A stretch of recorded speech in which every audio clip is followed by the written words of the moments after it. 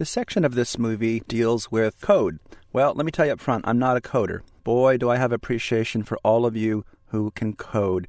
My brain has never, ever gotten it. I've tried it. I can't get it. So I get depressed over this. But I work with coders. I work with designers, and it's great. But one of the things I do like to know about, and I have brought up to the attention of coders when I work with them on the team I work with, is to validate the code. Now, some of you out there are going, validate code. What's going on here? This is sounding technical. Don't fret. Let me show you my pet. In fact, we're at the Paradise Ranch Country Club for Dogs homepage website. My good friends over there have allowed me to use this site for some of the training. I take my dog out there. So check this out. We're going to check the validation, the code validation of this page. Now, why would you do that? Why would you use a tool to do that? Because you want to make sure the search engines are reading the page correct. You want to make sure the browsers are reading the page correct. So I'm just going to drag through here and highlight that text and go ahead and copy that right there.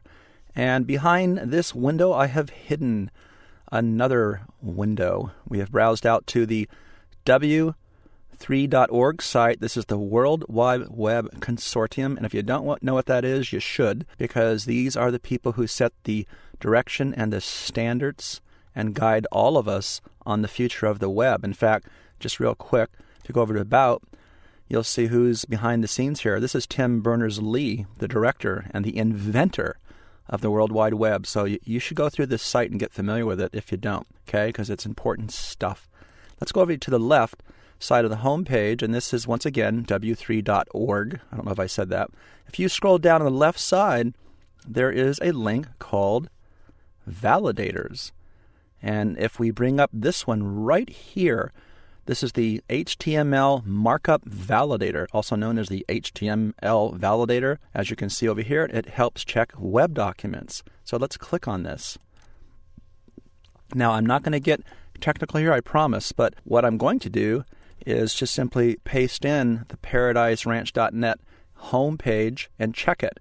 And you'll want to get with your coder, or if you're a coder, again, you probably know all about this, but if you're not familiar with this, this is going to actually go out and run this through some standards and some checks and balances, and it's going to produce a report.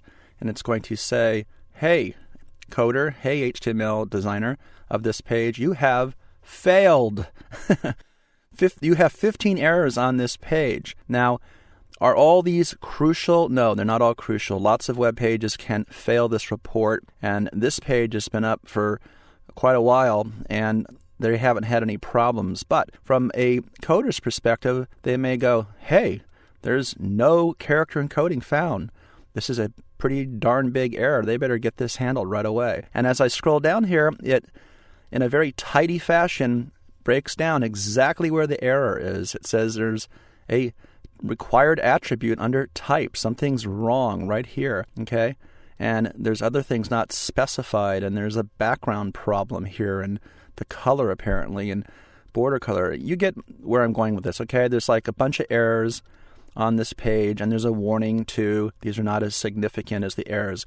So this is a great tool to know about because you want to check your pages and make sure they're spider-friendly, they're browser-friendly, they're people-friendly, that you don't have tables and pictures and things jumping all over the page on different kinds of browsers. Once again, the W3C HTML validation tool.